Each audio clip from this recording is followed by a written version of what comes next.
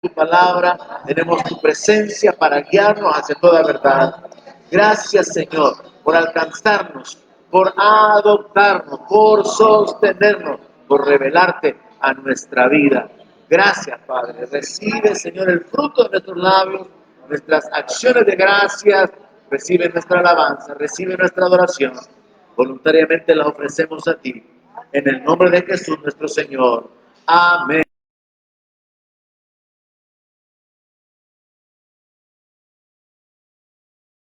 Para siempre. Bienvenidos, hermanos. Estamos ya. Procedemos para nuestro estudio de la palabra de Dios en esta noche. Tomé la decisión de comenzar esta noche como parte de una nueva secuencia de entre semana, comenzando el mes de marzo, detenernos en la carta que Pablo escribió a la iglesia en Galacia, o a las iglesias, mejor dicho, de Galacia, porque aparentemente habían varias. Así que vamos a ir capítulo por capítulo. Vamos a comenzar ahora capítulo 1. Así que vamos a enfocarnos bajo el tema un estudio de Gálatas capítulo 1. Próxima semana nos enfocaremos en el capítulo número 2.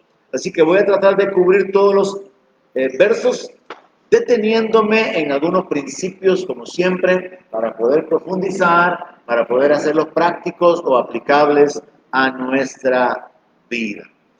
Vamos a ir al capítulo 1 y verso 1 y 2, y el apóstol Pablo escribió lo siguiente. Pablo, apóstol, no de hombres, ni por hombre, sino por Jesucristo y por Dios el Padre, que lo resucitó de los muertos. Y todos los hermanos que están conmigo, a las iglesias de Galacia. Interesante que el apóstol Pablo se introduce a sí mismo, reconociendo cuál es su identidad en Cristo. Me llama mucho la atención el hecho de que él dice que él es un apóstol, y apóstol significa enviado. Pero él dice que él es un apóstol que no fue establecido para servir a los hombres, ni fue establecido por los hombres en el sentido humano, lo cual establece este principio. Sí existen ministros para los hombres, sí existe gente que se enfoca en agradar a las personas en lugar de agradar a Dios. Pero Pablo comienza esta carta diciendo que su identidad como apóstol depende de Dios. Y él dice que ha sido establecido por Jesucristo y por el Padre que resucitó a Jesucristo de entre los muertos.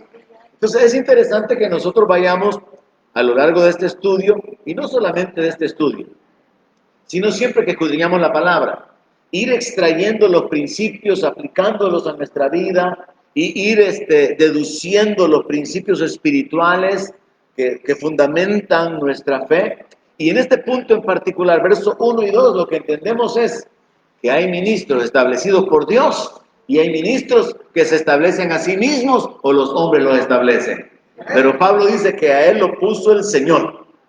Ahora, él viene en el verso 3 y establece un saludo. Dice, gracia y paz sean a vosotros, de Dios el Padre y de nuestro Señor Jesucristo, el cual se dio a sí mismo por nuestros pecados para librarnos del presente siglo malo, conforme a la voluntad de nuestro Dios y Padre.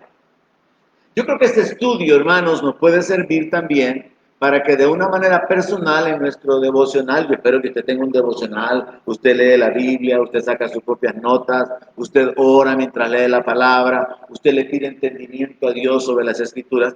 Este estudio nos puede servir para irnos deteniendo, para encontrar la manera en que nosotros deberíamos de meditar en las Escrituras, de escudriñar las Escrituras. Y como ejemplo, veamos acá que en el verso 3 se repite o se menciona de nuevo a Dios el Padre y a nuestro Señor Jesucristo, como sucedió en el verso 1. Y entonces surge una pregunta, un análisis así evangélico: ¿y dónde quedó el Espíritu Santo? Porque resulta que, contrario a esa idea de que el Padre es una persona, el Hijo es otra persona y el Espíritu Santo es otra, La Biblia nos habla en Colosenses 2:2 del misterio del Padre y de Cristo.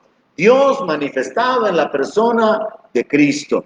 Y estableciéndonos en nuestro fundamento bíblico, hemos llegado a la conclusión por la revelación de la palabra que no se trata ni de tres personas, como dicen los trinitarios, ni de tres manifestaciones, como dicen los unitarios, siendo una sola persona, Jesucristo, sino que vemos en la palabra de Dios el misterio de Dios, el Padre y de Cristo. Así que no son tres personas diferentes, distintas, ni tampoco son tres manifestaciones y una sola persona, sino que vemos que en realidad en la palabra de Dios se nos habla de Dios el Padre y del Señor Jesucristo, sí, como dos entidades diferentes, de las cuales solamente al Señor Jesucristo se le puede decir que es persona, porque persona es un término aplicado a los seres humanos.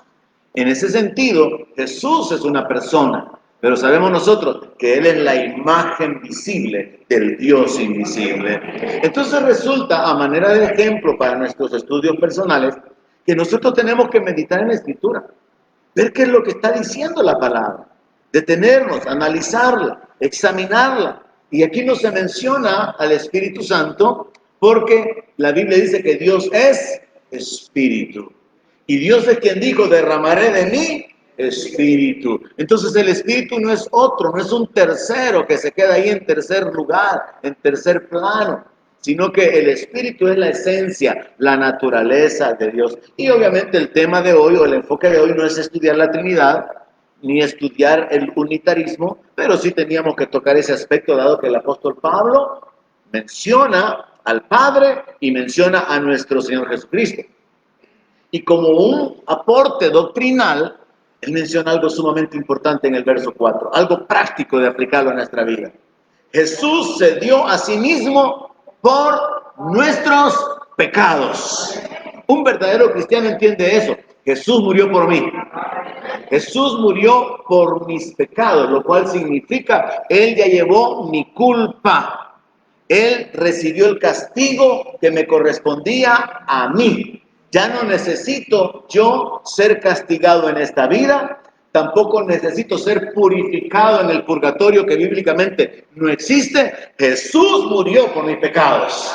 Esa es una verdad evangélica, un fundamento doctrinal tremendo que nosotros podemos sostener y defender con la palabra de Dios. Como dice el apóstol Pablo también en Corintios 15, Cristo murió por nuestros pecados y resucitó al tercer día conforme a las Escrituras. Entonces nada que andar diciendo que Jesús murió por decir la verdad, no. Él murió por nuestros pecados. Él murió en nuestro lugar. Él fue nuestro sustituto. Por eso es que se habla acerca de la muerte expiatoria. Porque la muerte expiatoria significa la muerte tomando el lugar de alguien más. Y Él tomó nuestro lugar en la cruz. Él tomó nuestra maldición. Y voy a tener que repetir, tampoco el tema es enfocarnos en la redención obrada en la cruz, pero lo interesante es que cuando usted estudia la palabra, de los versos conectando ideas completas, usted descubre la doctrina. Y esto es parte de la doctrina evangélica. Jesús se dio a sí mismo por nuestros pecados. Por amor se entregó a sí mismo por nosotros. Y como dice Apocalipsis, Él nos ha hecho reyes y sacerdotes para Dios su Padre. Pero la revelación doctrinal no termina ahí. Dice en la segunda parte del verso 4, para librarnos del presente siglo malo. Siglo en la Biblia, cuando uno ya va metiéndose a escudriñar la palabra, siglo significa sistema, significa un orden. Para nosotros siglos son 100 años, pero en la Biblia nosotros tenemos que saber eso cuando la estudiamos, que hay ciertas palabras que para nosotros tienen un significado, pero en la Escritura tienen otra aplicación. Por ejemplo, se habla acerca de que cuando Abraham diezmó, también diezmó Leví, que todavía estaba en sus lomos, lo cual es una referencia a la fuerza física masculina de Abraham para engendrar hijos. No significa lomo, como nosotros acostumbramos a pensar, ¿verdad? Ya tengo a este en el lomo, porque dice aquí subido encima, ya en la espalda. No significa eso en la Biblia. De igual manera, acá, cuando hablamos de siglo, siglo no significa 100 años, sino que significa sistema, significa orden, significa gobierno. Otra palabra u otro ejemplo para poder enriquecer esto sería, el Señor Jesús dijo en Mateo 28, he aquí yo estoy con ustedes todos los días hasta el fin del mundo. Para la gente, fin del mundo significa que la tierra se acaba. Y mucha gente vive pensando en la Tercera Guerra Mundial, en una guerra nuclear y que las naciones se ataquen, las grandes potencias, y venga una gran destrucción, un gran caos sobre el mundo. Pero para el Señor, hablar del fin del mundo es hablar de este sistema, donde el diablo ha mantenido el control, donde el diablo ha gobernado. Por eso es que el apóstol Juan dice en una de sus cartas, sabemos que somos de Dios, pero el mundo está bajo el maligno. El diablo tiene el control del mundo, de los gobiernos. El diablo tiene el control de la política, del arte, de la economía. El diablo tiene el control de todas las cosas en el mundo hasta que el Señor Jesucristo venga y reemplace o desplace completamente el gobierno usurpado por el diablo. Así que es interesante que mientras vamos leyendo la Escritura, usted va descubriendo aspectos doctrinales. Yo quisiera que usted, así con esa actitud que tiene de estar escribiendo, escriba lo que el Espíritu Santo le va hablando. Porque Dios por su Espíritu le va revelando la palabra. Cosas que yo no digo le son susurradas por el Espíritu Santo mientras usted se detiene en la palabra de Dios. Así que dice el verso 4 que todo esto fue hecho conforme a la voluntad de nuestro Dios y Padre. Que Jesús muriera por nosotros era conforme a la voluntad de Dios. Y que Él nos librara del presente siglo malo, esa es la voluntad de Dios. Que nosotros vivamos de una manera diferente, no como esclavos, sino como libres, no como esclavos de los hombres, no como esclavos del pecado, no como esclavos del temor de la muerte, sino caminando en libertad. Por eso la palabra de Dios habla mucho acerca de la libertad que produce el conocer la verdad, la libertad que produce el Hijo. Dios nos ha llamado a libertad, hermanos. Y a través de la muerte de Jesús, esa libertad está disponible para nosotros. Es conforme a la voluntad de Dios. Y por lo tanto, según el verso 5, a Él le pertenece la gloria por los siglos de los siglos. Amén. Esto es importante de aplicarlo en el sentido de que cuando uno llega a entender la obra de Dios a favor de uno tiene que reaccionar ante esa obra. Dios ha realizado a favor nuestro, esa obra de amor, de misericordia, de alcanzarnos para salvación, adoptándonos, constituyéndonos herederos, debe de producir gratitud en nuestro corazón. Por eso la palabra de Dios dice que recibiendo nosotros un reino inconmovible, tengamos gratitud. Y mediante la gratitud sirvamos. Y ahí es donde yo creo que es importante entender el verso 5. ¿Por qué es que a Dios le pertenece la gloria por los siglos de los siglos? Sobre la base de que Dios ha mostrado su buena voluntad para con nosotros, enviando a Jesucristo a entregarse por nuestros pecados para darnos libertad. Entonces, si Dios ha hecho eso por nosotros, nosotros debemos de corresponder dándole la gloria por los siglos de los siglos. De domingo en domingo, no, ¿verdad? Por siempre. Lo escribe David, de ti será mi alabanza, en medio de la congregación te alabaré. Esto es una realidad práctica que todo cristiano debería de estar experimentando. Bendecir al Señor, dice la palabra de Dios. Darle a Él la gloria, reconociendo su beneficio, reconociendo su bondad, reconociendo su gracia, reconociendo que cada día nos colma de sus favores y de su misericordia. En ese sentido, yo no comprendo cómo un cristiano que de veras ha recibido la gracia de Dios pueda vivir, por ejemplo, sin congregarse, sin...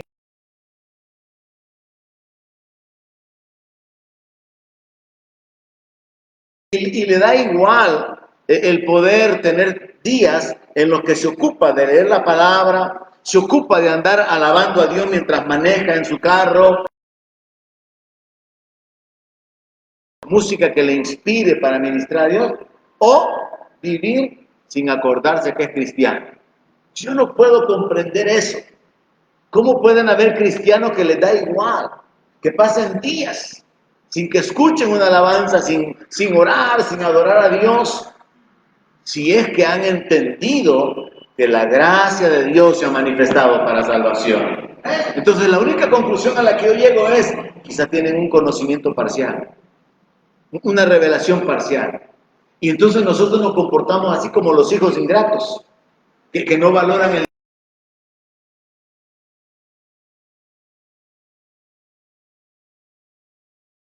Y esos hijos ingratos muchas veces nunca muestran afecto. Ni siquiera muestran muchas veces actitudes de educación o de respeto, mucho menos de honra. Si en lo natural nosotros podemos entender eso y podemos considerar qué feo, ¿verdad? Un hijo ingrato, apliquémoslo en nuestra vida. Desagradecidos, que no estamos dándole la gloria a Dios, sabiendo, como dice el apóstol Pablo en el verso 5, que a Él le pertenece la gloria por los siglos de los siglos. Y eso significa que hay que dársela voluntariamente. No solamente reconocer, sí, Dios es digno de toda la gloria. No, sino voy a darle gloria a Dios. Voy a presentar delante de Dios sacrificios espirituales agradables continuamente. Él es digno. No puedo pagarle por sus beneficios, pero sí puedo sacrificar alabanza.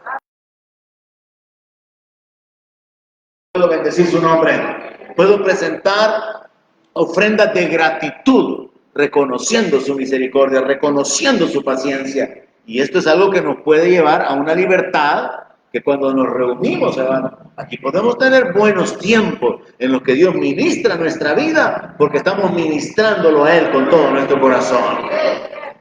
A partir del verso 6, el apóstol Pablo comienza a tocar el verdadero punto importante de esta carta, y es la confusión que existía en este tiempo, siglo I, con respecto al verdadero evangelio. Verso 6 dice así: estoy maravillado, entiéndase, estoy sorprendido de que tan pronto se hayan alejado del que los llamó por la gracia de Cristo para seguir un evangelio diferente. Los creyentes en Galacia no han retenido la doctrina. Que los creyentes en Galacia han comenzado a escuchar otros tipos de mensajes que los han llevado a una condición de estar confundidos. Porque el tema o la razón por la cual el apóstol Pablo escribe la carta a los Gálatas es para hacerles ver que se necesita ser cuidadoso con respecto a la doctrina. Y para nosotros, hermanos, que tanto que yo menciono el hecho de que nos ha tocado vivir en un tiempo de tanta confusión doctrinal, de herejías, de apostasía, esto tiene suma importancia. Establezcamos algunos fundamentos aquí. Pablo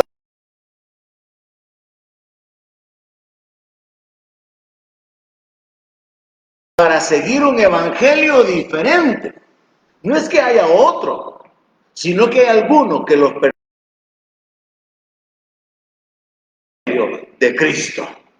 Así como he estado desarrollando la secuencia relacionada con la iglesia, la identidad de la iglesia, cómo podemos identificar quiénes son parte de la verdadera iglesia, para que usted sepa, si usted es parte de la iglesia, y que usted identifique a los que son parte de la iglesia verdadera del Señor, también es importante que todo cristiano sepa identificar cuál es el verdadero evangelio. Que todo cristiano pueda identificar, eso ya no pertenece al evangelio de Jesucristo. Que todo cristiano pueda identificar, esto es una mezcla. Aquí se ha causado una perversión, usando la misma palabra del apóstol Pablo, del evangelio de Jesucristo. Les leo de nuevo el hecho de que en el verso 6 dice, seguir un evangelio diferente. Los perturban y quieren pervertir el evangelio de Cristo. Jesús dijo que Él era la verdad. Él no dijo que Él era una verdad. Era un camino. Jesús es la verdad. Y Jesús también dijo, mis palabras son espíritu y son verdad. La palabra de Jesús es verdad. Él es también el testigo. Verdad. La doctrina que salió de su boca es la verdad. Y por eso aquí se identifica de esta manera al Evangelio. Es el Evangelio de Cristo. Es el mensaje de las buenas nuevas predicado por Cristo, transmitido a los apóstoles sobre el fundamento de los profetas. Como el dueño, el principal en proclamar el Evangelio, y nosotros tenemos que entender que no hay otro Evangelio, no hay dos Evangelios, solo hay un Evangelio. Y ese es el Evangelio eterno, como se le llama en el libro de Apocalipsis. Pero el diablo se ha encargado de levantar personas que perturban y que han pervertido. Pablo en su momento dijo, quieren pervertir. Pero a nuestras alturas, un poco más de 20 siglos después, el Evangelio. Porque hoy sí tenemos un montón de evangelios. Y por eso la gente dice, pero ¿y quién tiene la verdad? ¿Será la nueva revelación del Evangelio de la Iglesia de Jesucristo, de los santos de los últimos días? ¿Será ese el Evangelio? No, porque ya está pervertido. Ya no se limita a las sanas palabras de nuestro Señor Jesucristo. ¿Será el Evangelio que predican los testigos de Jehová? No, porque ahí hay otra serie de ideas y de pensamientos que contradicen la palabra, comenzando con la divinidad de Cristo.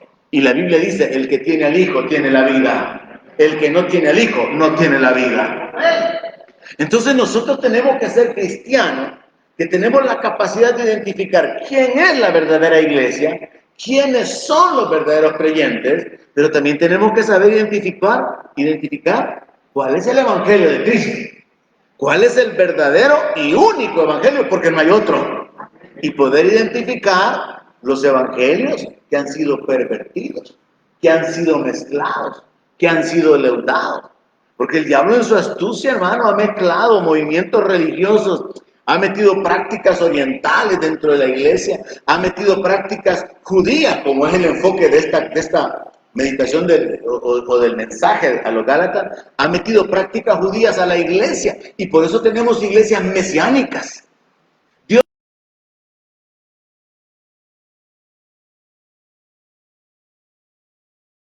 Mesiánicos o judíos que meten a los gentiles a la ley. Ese ya no es el Evangelio de Jesucristo.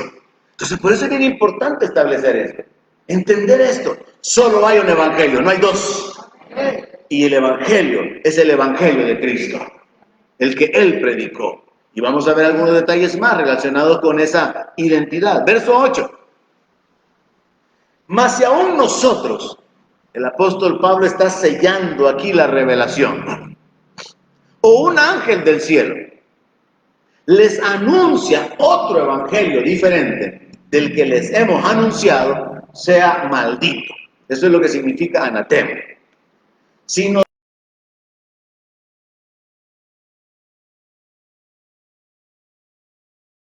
compartimos, quedamos bajo juicio de maldición, dice el apóstol Pablo.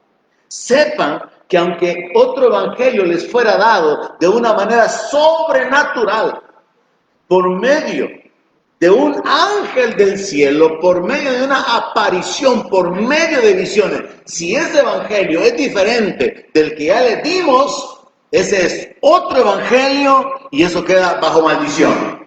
Y así directamente, hermanos, sobre esta verdad de la palabra de Dios, las revelaciones dadas supuestamente por el ángel Moroni a José Smith colocan el movimiento de los mormones bajo esta sentencia. Es otro evangelio, no es el evangelio de Jesucristo.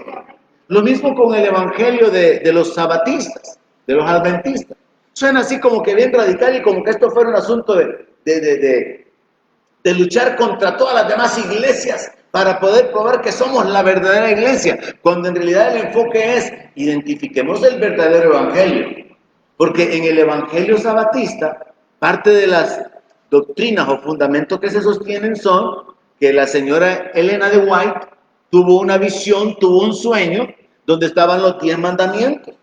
Y en esa visión que ella tuvo, el cuarto mandamiento, que es guardarás o santificarás el día sábado, brillaba más. Y ella entendió que Dios le estaba dando la revelación que las iglesias evangélicas,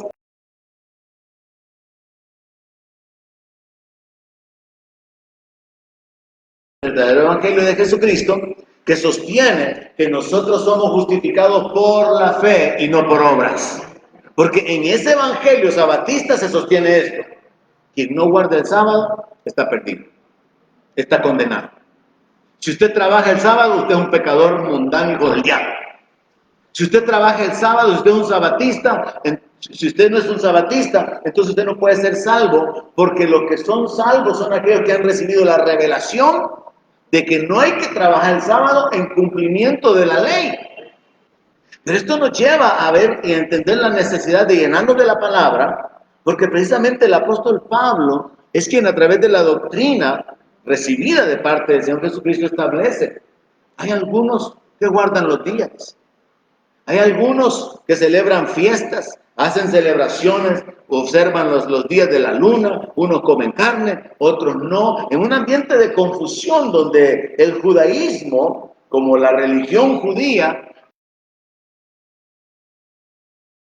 enraizado ciertas prácticas, surge el evangelio para liberar a la gente de esas prácticas legalistas.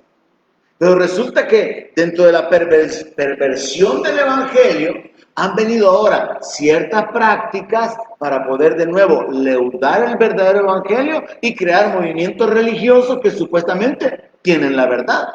Y uno de ellos es el movimiento sabatista, pensando que hay que guardar el sábado. El Cordero, que los días comienzan a las 6 de la tarde, que hay que ir a Jerusalén, que hay que ponerse un gorrito para orar, que hay que ponerse el manto de la oración, y comienzan a meter prácticas donde algunos han caído un mantito o porque tienen una cachuchita, cuando nada que ver con el verdadero evangelio. Entonces, otro evangelio, aunque sea un ángel, queda bajo maldición. Verso 9, como antes he dicho esto antes fuera de la carta de los Gálatas, si alguno les predica un evangelio diferente del que han recibido, sea, o sea que pone bajo maldición a cualquiera que sostenga, predique, defienda, enseñe un evangelio que no sea el que predicó el Señor. Como tarea para que usted reflexione de aquí hasta el próximo miércoles. ¿Cuál es el evangelio que usted ha recibido? Y le voy a dar algunas pistas. El evangelio que yo conozco es el evangelio de Jesucristo, primeramente. Es el evangelio del reino de Dios. Es el evangelio de la justificación por la fe. Es el evangelio de la salvación, no por obras. Por ahí usted vaya a hacer. ¿Cuál es el evangelio que usted ha recibido? Porque su evangelio no es, hermano, reunirse uno que otro día entre semana. El evangelio no consiste en que voy a dar de vez en cuando alguna cantidad de dinero para apoyar la obra. El evangelio no consiste en que cuando yo tenga tiempo me voy a involucrar en algún ministerio, cuando todo esto se normalice yo voy a trabajar para servirle al Señor. No, el evangelio es la doctrina. El evangelio es la enseñanza de las buenas nuevas y solamente hay un evangelio, pero usted tiene que saber definirlo. Es el evangelio donde Jesucristo es el Señor. Es el evangelio donde Jesucristo murió por nuestros pecados. Es el evangelio donde Jesús viene pronto para darle a cada uno su galardón de acuerdo a la recompensa. Entonces yo quiero dejarle ese reto, así bajo ese encabezado. ¿Cuál es el evangelio que usted ha recibido? Y usted va. para que usted entienda, para que usted identifique las relaciones.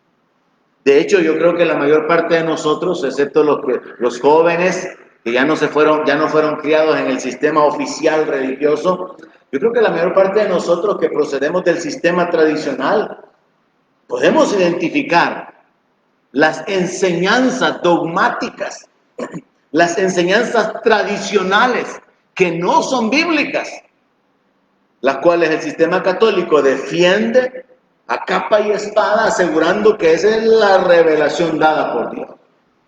Y dentro de este juicio de maldición cae la supuesta revelación o las apariciones de la Virgen. Porque ya el apóstol Pablo dijo, ni un ángel puede traerles otro evangelio. ¿Qué es lo que está diciendo Pablo? Que lo que está escrito no puede ser cambiado. ¿Qué más está diciendo Pablo? Que no se puede contradecir con una nueva revelación lo que Dios ya dejó revelado y que ha quedado escrito en la palabra de Dios.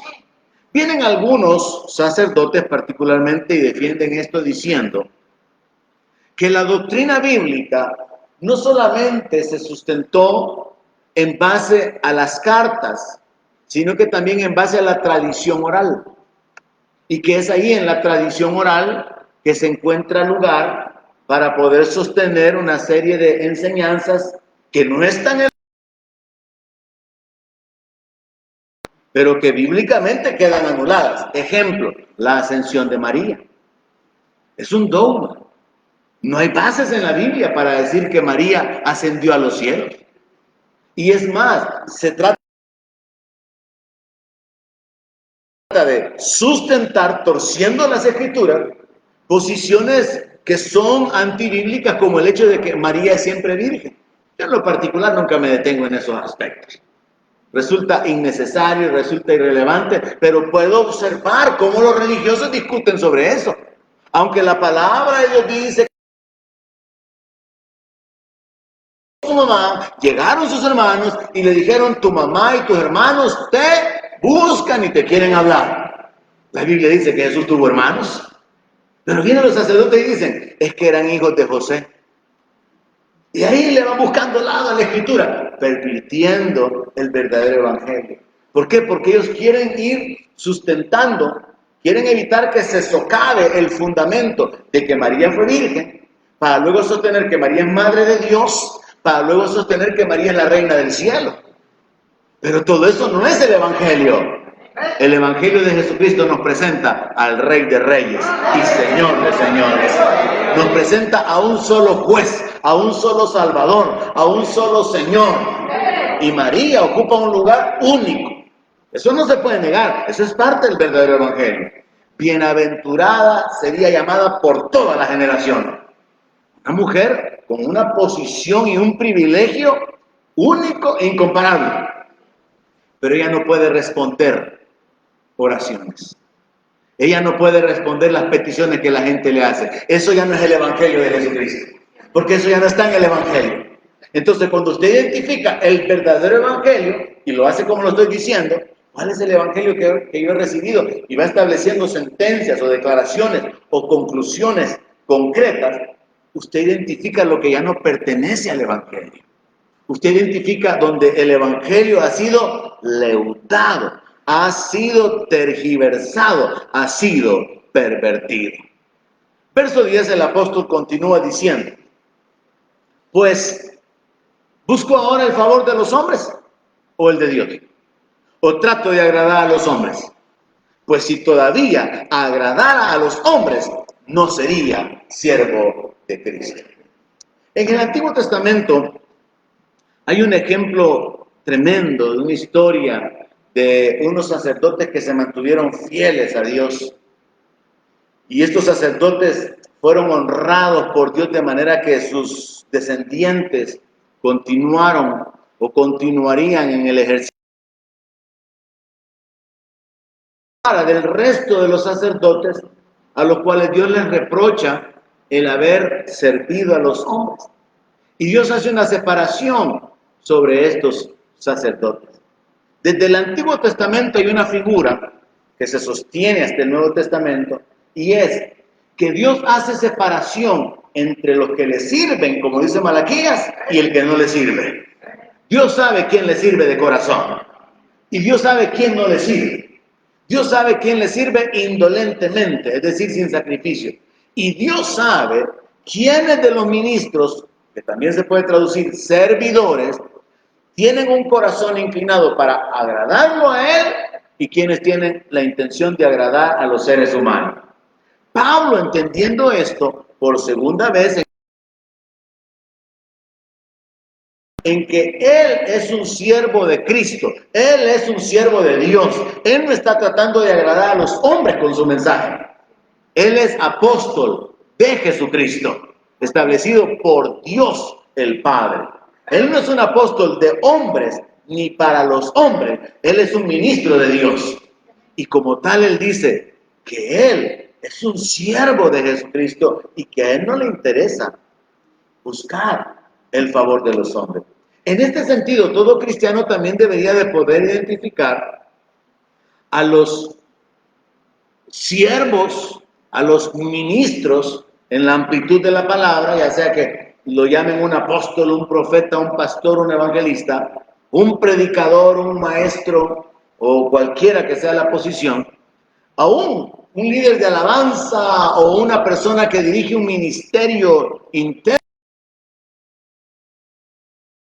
Identificar, bueno, pero esta persona tiene un estilo de vida que sirve para agradar a Dios o para agradar a los hombres. Su conducta, su forma de ser, su manera de ser. Y particularmente aquí, el mensaje. El mensaje de un siervo de Dios probablemente va a ofender a la gente. Va a incomodar a la gente. No va a ser agradable. No va a ser a propósito para endulzar sus oídos. Se va a tener que predicar sobre el pecado, sobre la necesidad de arrepentimiento. Se va a tener que abordar la necesidad de cambiar esa conducta de hipocresía, de fingimiento. Y ahí es donde viene la realidad de que la palabra es como una espada que corta. Se va a tener que predicar la verdad de la palabra. Y la palabra viene a ser como un martillo que quiebra la roca. Se va a tener que predicar la palabra de Dios desde el punto de vista divino a través de un humano, que va a causar que en ocasiones se toquen aspectos familiares, aspectos personales, y la gente va a salir ofendida diciendo, el pastor por mí estaba predicando eso. Del corazón para que hayan cambios de conducta, para corregir la manera de vivir. Y por eso es que la palabra de Dios es útil, para redarguir, para corregir. Dice que es para que el hombre de Dios sea enteramente preparado para toda buena obra. Pero y existen movimientos, cuando el enfoque es simplemente detener a la gente o retener a la gente, el pastor va a tener cuidado, el predicador va a tener cuidado de no tocar aspectos que puedan causar que la gente se ofenda. Han sido confrontados así. ¿Y usted por qué nunca predica del pecado? Es que a mí Jesús no me ha puesto a predicar sobre el pecado. Es que no se trata de predicar del pecado, sino de cuál debe ser nuestra conducta con respecto al pecado, de limpiarnos de toda contaminación de carne y del espíritu. Hay pastores a los que le han preguntado, pero usted nunca predica de arrepentimiento. No es que a mí Jesús me ha llamado para predicarle a la gente que pueden vivir de una mejor manera. Pero eso, los apóstoles predicaban el arrepentimiento.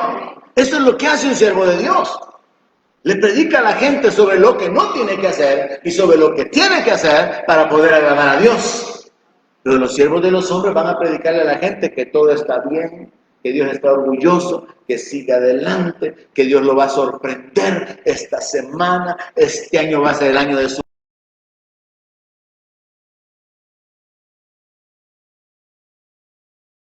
Señor.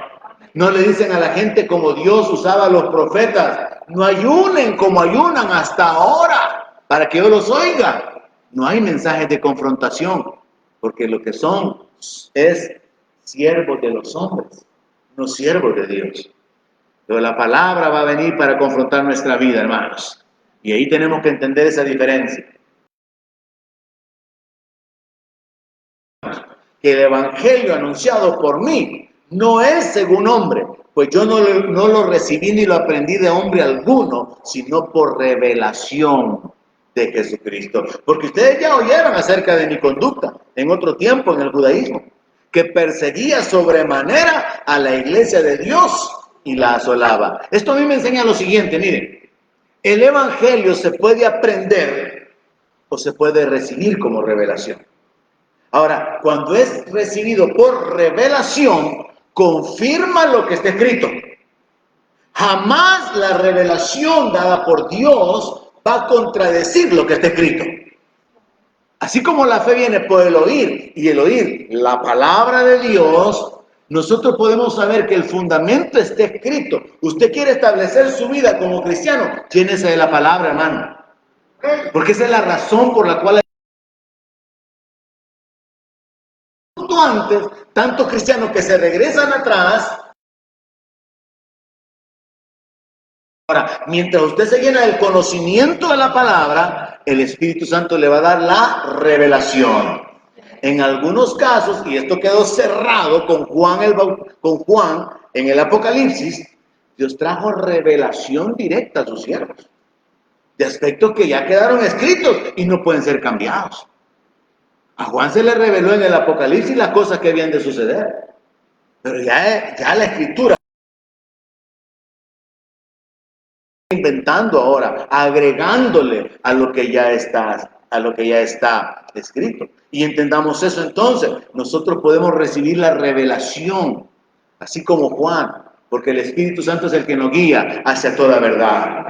Y entendamos también lo siguiente, Pablo menciona en el verso 14, que en el judaísmo él aventajaba a muchos de sus contemporáneos en su nación y de sus padres, pero que cuando a Dios le agradó apartarlo desde el vientre de su madre y llamarlo por su gracia para revelar a su Hijo en él, para que él les predicara entre los gentiles, él no consultó enseguida con sangre o con carne y con sangre. Muy importante entender esto. Las religiones, todas tienen un inicio, un punto de partida, con un líder. Surgió el budismo, va a encontrar la historia, el origen del budismo.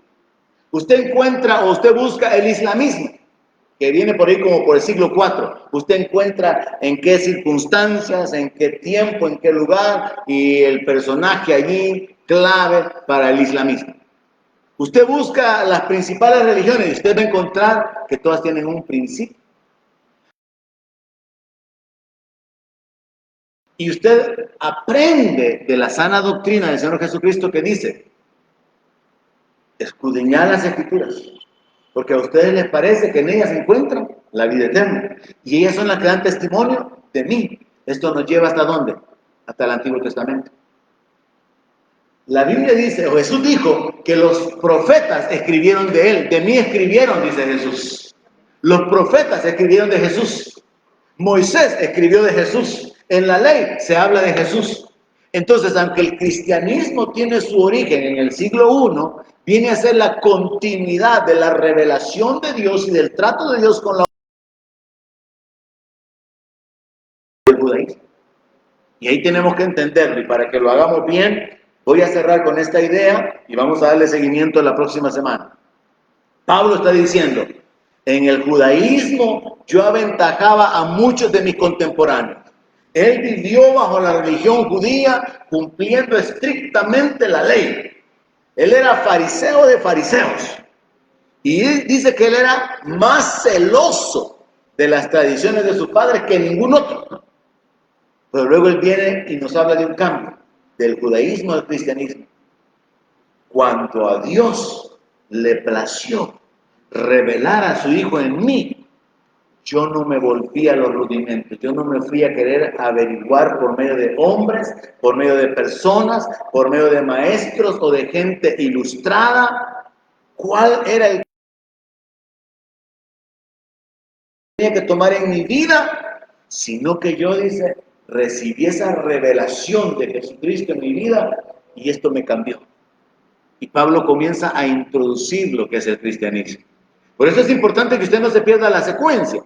y que vayamos poco a poco en el libro de Gálatas viendo los detalles, porque hay una conexión de ideas sumamente interesantes, entre las cuales vamos a descubrir que no podemos volver atrás a la ley, ni dejarnos leudar por esa corriente mesiánica, por esos pensamientos de que es que los judíos sí entienden el hebreo y ustedes tienen una Biblia que ha sido mal traducida. No, Dios sacó a los judíos de la ley y los llevó a la justificación por medio de la fe. Y allí es donde nosotros tenemos que estar plantados, pero poco a poco lo vamos a ir sustentando. Esta idea no se queda muy firme, pero por el tiempo tengo que terminar y vamos a darle seguimiento a partir de aquí. Pablo abandona el judaísmo y se convierte en uno de los mayores exponentes del cristianismo por causa de la revelación que recibió directamente del Señor Jesucristo. Damos gracias a Dios por la vida, por este día, y nos retiramos, nos despedimos y le daremos seguimiento.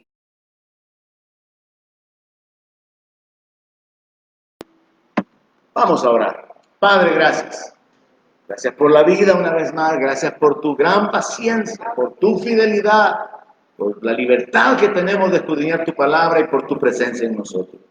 Te damos a ti la gloria, pues te pertenece, Señor. Tú eres el Señor, tú eres el Rey que esperamos, tú eres nuestro Dios y a ti te pertenece. A ti te pertenece la honra que nosotros podemos darte con nuestros labios, con nuestras obras, con nuestra vida, con nuestras ofrendas, nuestras finanzas, con nuestro servicio. A ti te pertenece, Señor. Y voluntariamente te adoramos esta noche con nuestras ofrendas, sabiendo, Señor, que de lo recibido de tu mano te damos. Voluntariamente y con gozo en el nombre de Jesús lo hacemos. Amén. Aleluya. Bendito sea nuestro Dios. Procure no perderse entonces la secuencia. Próximo miércoles continuamos.